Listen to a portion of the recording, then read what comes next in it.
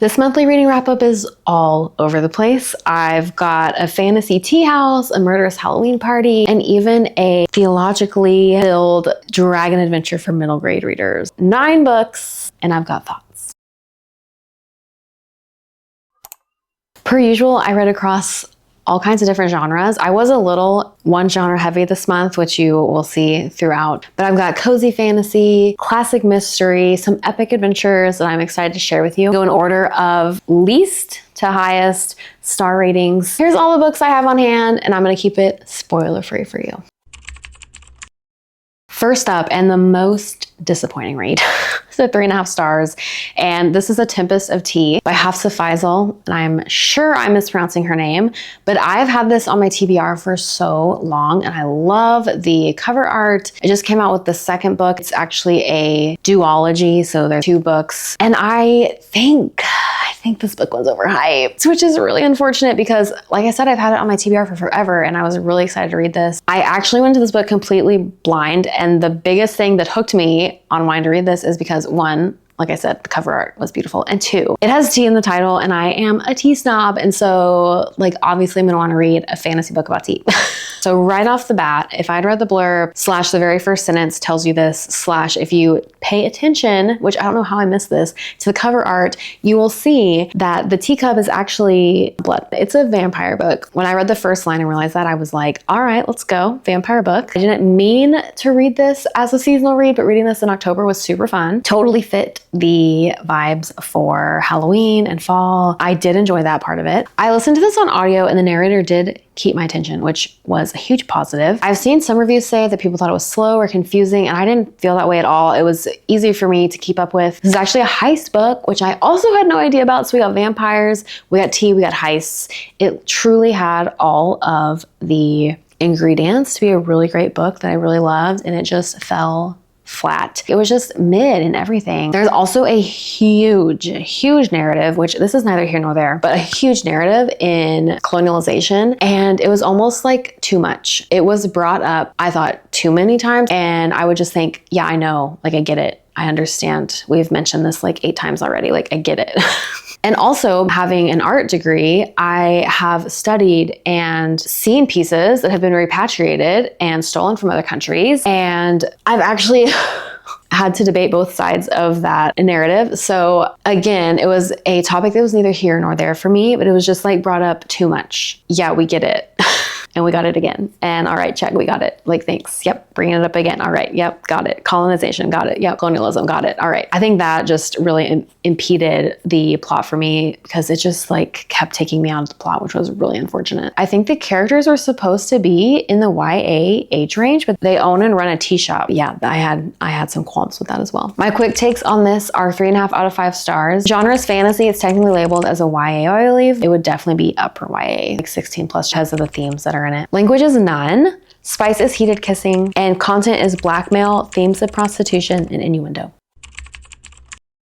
Entering into the 4-star category, I have the majority of my month was 4-star reads this month, which is really surprising. I still enjoyed them. I just didn't have a lot of standouts. First up in the 4-star category is book 1 of the Dreamkeeper saga. This is The Dragon in the Stone by Catherine Butler. I actually was sent to this by the publisher Crossway. I'm on the reviewer program, so it's super fun to get books from them in the mail. So they sent this to me. This is a middle grade, and I would say this is upper middle grade, but this is a middle grade fantasy that has biblical allegory. I think it would be a really great bridge for the kids who are ready to read YA, but maybe you're not ready to let them read some of the themes in YA books. So this was a great bridge, I think, between the middle grade and the YA genre. The main character is 12 and is dealing with some really heavy themes. I guess 12 is right at the cusp. This would be a great tween book. How about that? Or is tween 11 and 12? I guess 13 is a teenager, isn't it?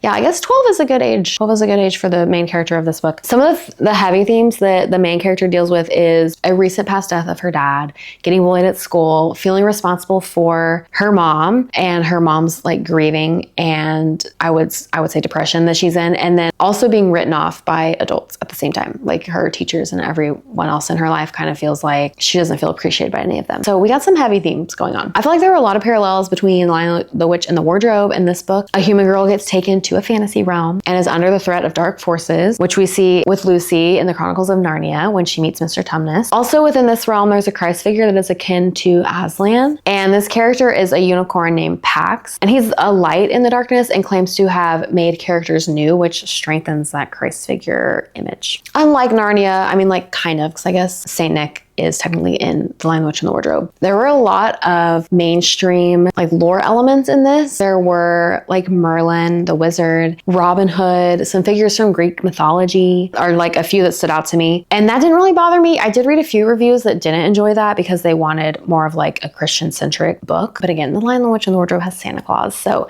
this book does have a multitude of characters from different legends and lores and holiday traditions. This did read like a true middle grade. I think it would be a really great read to read along with your tweens. I think I would have enjoyed it more if I'd been reading it alongside that age range. Really enjoyed this, and I've heard that the books just get better. It is a completed series now, and there's 5 books, and I am planning to continue on with this series. I'm really excited to see where it goes. My quick takes on this are 4 out of 5 stars. Genre is middle grade Christian fantasy. Language is none. Spice is none. And content is themes of war, violent death, past death of parent abandonment, and bullying. Next up is The 13th Child by Aaron A. Craig. I have been interested in this book since it released. I don't know why. I just thought it seemed like dark gothic fantasy type vibes. When I saw some really high star ratings by people who I have similar reading preferences to, I was like, all right, yeah, let's give this one a try. So I listened to this on audio, and it completely hooked me at the very beginning. It felt very Grimm fairy tale, not like the happy Disney renditions of the Grimm's fairy tales,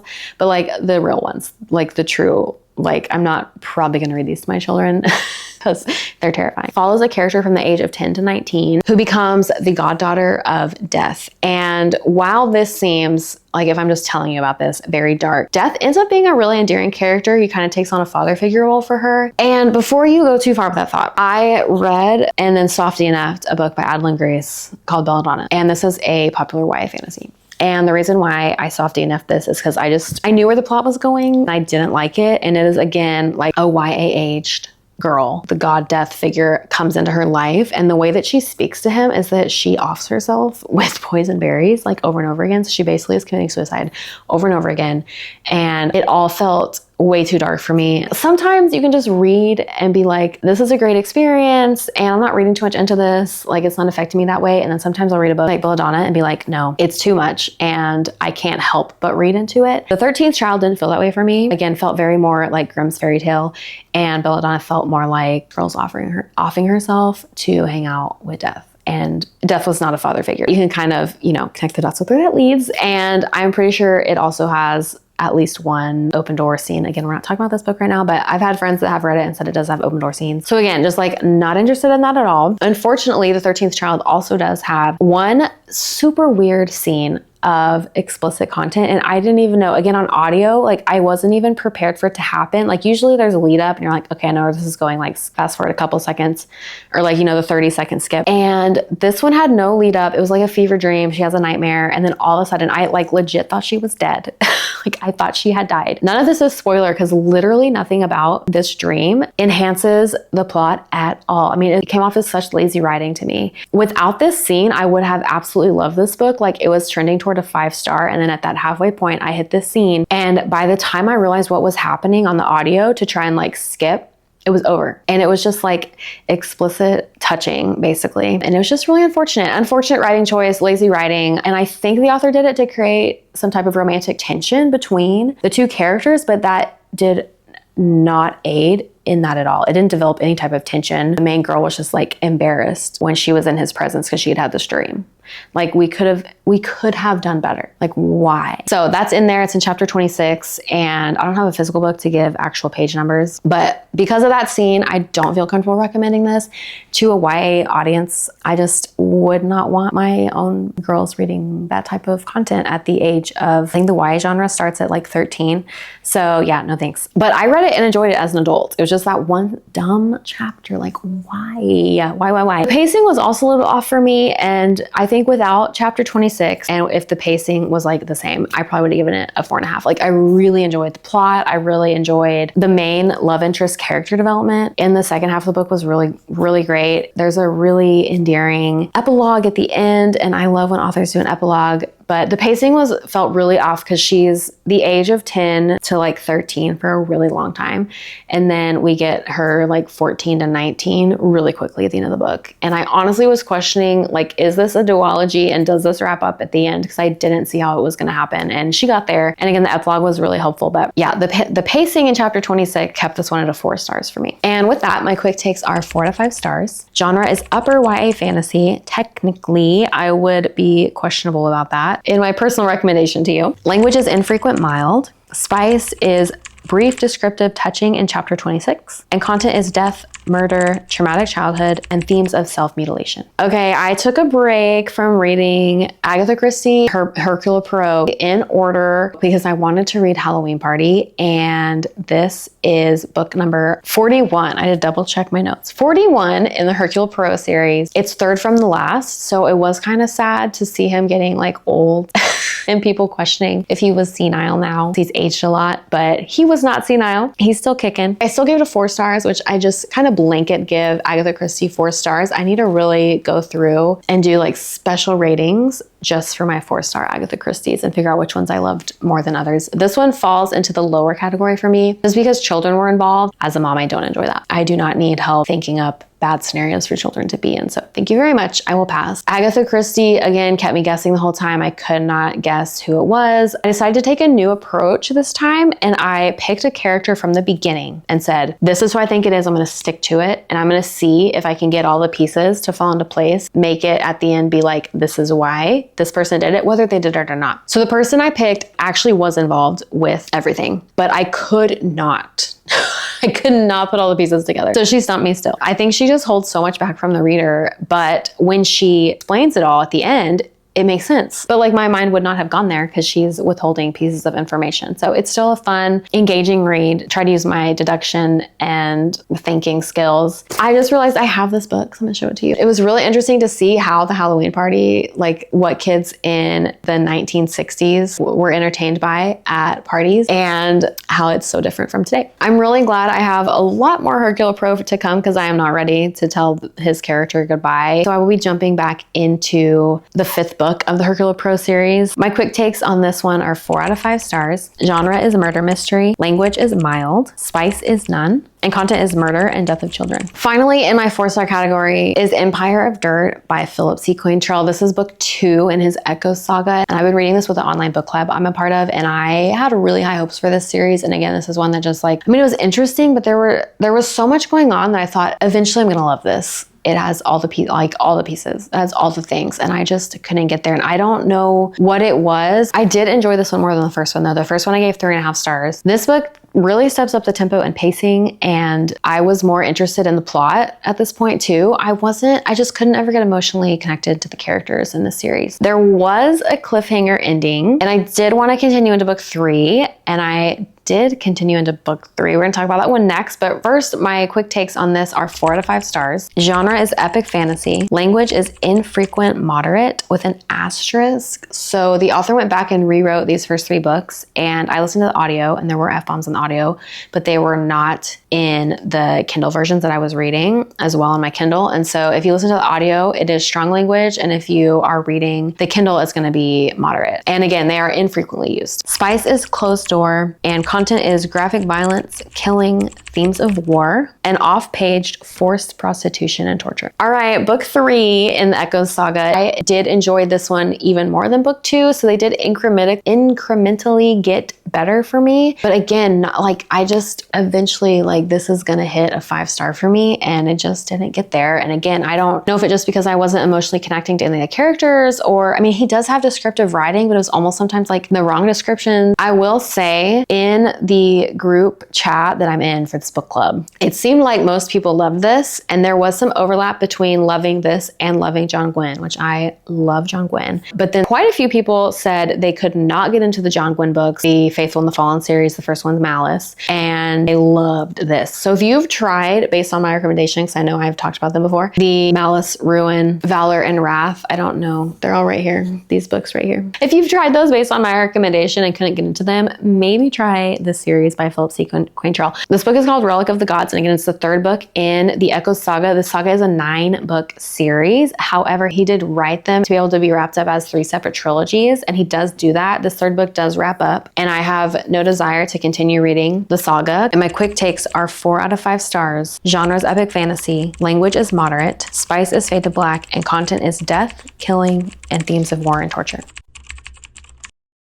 I have one book in my 4.25 star category, and this is not a book that I had planned to read this month. But when Mr. Reads and I were driving to Colorado, he had already started this book on audio, and he restarted it with me, and we started listening to it together, and that is Elantris by Brandon Sanderson. I have read Trust of the Emerald Sea by him, and I was planning to jump into his Cosmere, like the rest of his Cosmere stuff, with the Mistborn trilogy, which I own. However, my husband really wanted to start with Elantris since we buddy read this together. If you want us to do a video on this, let me know, because he really enjoyed it, and he doesn't read a lot of fantasy, so I gotta catch him while I can on the fantasy genre. But he really loved this, and I think he wants to keep reading Sanderson. I don't know where he plans to keep going with Sanderson, like if he wants to try Mistborn or if he wants to jump into a different series, but excited to see him read some more fantasy. And this is Sanderson's debut. Like, what?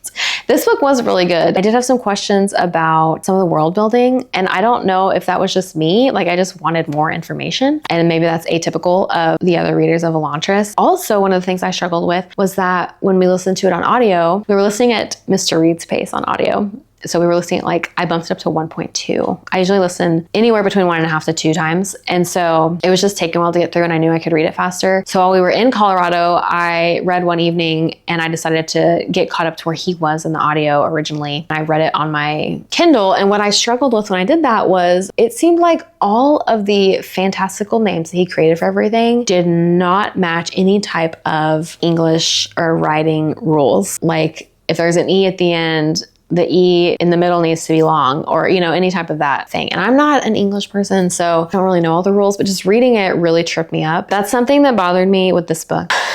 That's like a really tiny nitpick critique that's just me personally not enjoying those small changes like that. There was a lot of lead up and plot development at the beginning, and even through the middle of the book. The pacing picked up tremendously too. His chapters seemed pretty long at the beginning, and then I think they kind of shortened toward the end. But oh my word, like, so much happens and changes at the end. It is crazy. Like, it all falls into place and comes together at the end, and all these wild things happen. The ending was really fun. It was really fun. My quick takes on this are 4.25 out of 5 stars. Genre is fantasy. Language is none. Spice is none. And content is on-page violence, death, and human sacrifice.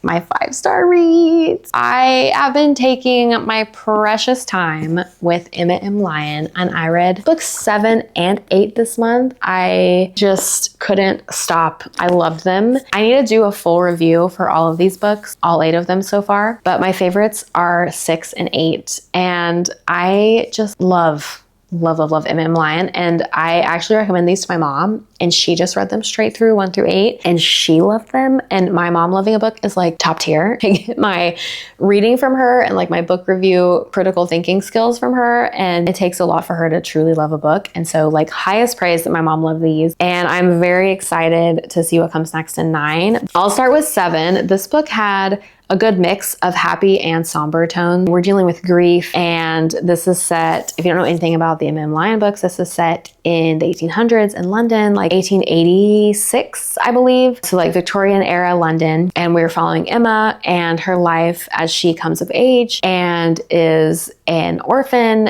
and is trying to juggle all these male friendships in her life. And this is like the slowest burn romance ever. It is so much fun. There's some magical realism in it. The writing and the language is gorgeous. I mean, it reads like a classic, but with wit. And it just is so fun. And then in book 8, the only thing I'm going to say about this is Stonecrop. Loved it. I'm not going to say anything else. But basically, I am just continually amazed by how Beth Brower handles grief and like wades through that with the characters in these books, because it is so real and so raw and written in a way that I've not ever come in contact with in other books, I truly feel like, yes, that is how people grieve. And I could be grieving along with these characters, and I've shed tears over their grief. But again, balanced out beautifully with wit and magical realism and fun friendships. I'm forever going to be recommending these books. My quick takes on both of these are 5 out of 5 stars. Genre is historical romance. Language is mild. Spice is none or kisses only. Content is grief, past death of family members, and past domestic abuse.